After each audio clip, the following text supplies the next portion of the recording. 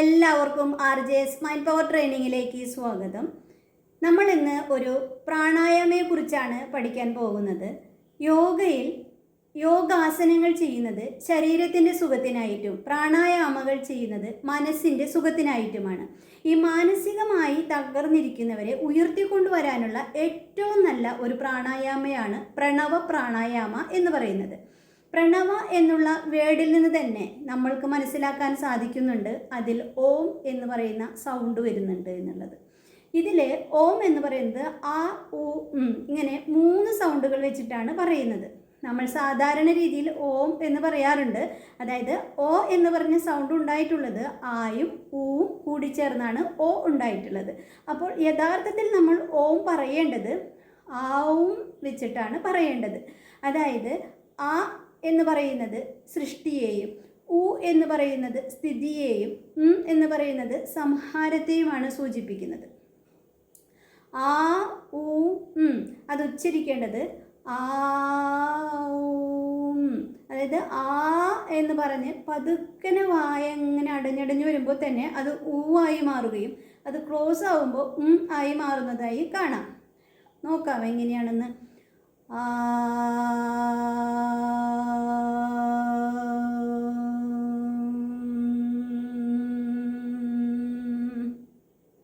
അങ്ങനെയാണ് നമ്മളിത് പറയേണ്ടത്. അതായത് വായ തുറന്ന് സാവധാനം അടച്ചടച്ചടച്ച് വരുമ്പോൾ തന്നെ അത് ഓം ആവും ആയി മാറിക്കോളും.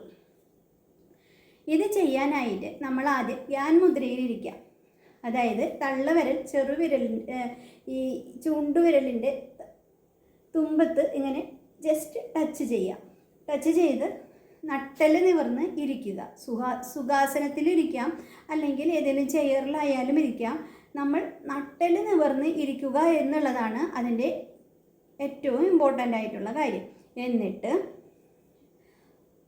11 പ്രാവശ്യമോ അല്ലെങ്കിൽ 20 മിനിറ്റോ നിങ്ങൾക്ക് പറ്റാവുന്ന രീതിയിൽ അത് ഉച്ചരിക്കുക. മിനിമം ഒരു 11 പ്രാവശ്യമെങ്കിലും പറയുക. അപ്പോഴാണ് അതിൻ്റെ ഒരു മാറ്റം നമ്മൾക്ക് അറിയാനായിട്ട് സാധിക്കുള്ളൂ. അങ്ങനെ എന്നിട്ട് ഇങ്ങനെ പറയാം,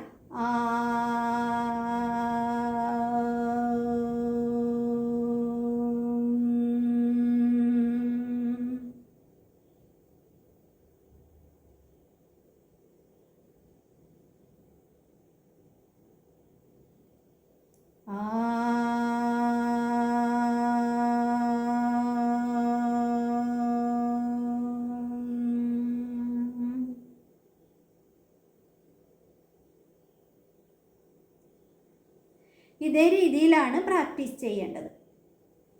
ഇതുമൂലം നമ്മുടെ ചക്ര ബാലൻസിങ് പോലും നടക്കുമെന്നാണ് പറയുന്നത്. അതുകൊണ്ട് തന്നെയാണ് നമ്മൾക്ക് നല്ല എനർജി ഫീൽ ചെയ്യുന്നതും. കണ്ടിന്യൂസ് ആയി എല്ലാ ദിവസവും ചെയ്യണം. എത്ര ദിവസം എന്ന് ചോദിച്ചാൽ എല്ലാ ദിവസവും.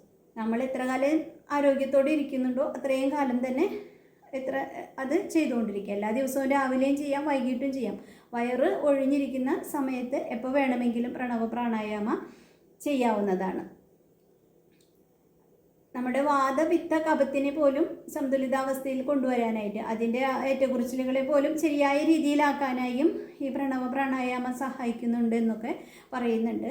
വളരെയധികം നമ്മളെ ഹെൽത്ത് വൈസായി മൈൻഡിൻ്റെ ഇതിലായിട്ടും നമ്മളെ സഹായിക്കുന്ന ഒന്നാണ് പ്രണവ പ്രാണായാമ. അതുകൊണ്ട് തന്നെ എല്ലാവരും എല്ലാ ദിവസവും ഇത് പ്രാക്ടീസ് ചെയ്യുക. എല്ലാവർക്കും നന്മകൾ വരട്ടെ എന്ന് ആശംസിച്ചുകൊണ്ട് താങ്ക് യു സോ മച്ച്.